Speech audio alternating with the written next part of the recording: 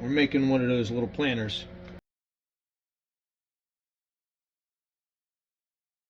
Here's the shrink wrap.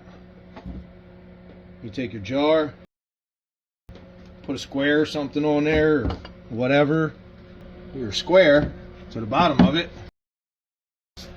and then you just simply cut one clean line. Slide it over.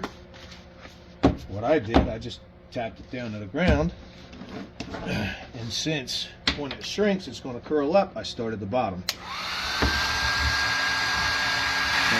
Just going to work it back and forth.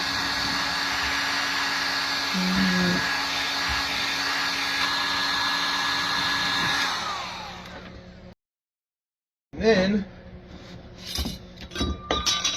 take the lid off, put the ring back on. That cup fits right in there.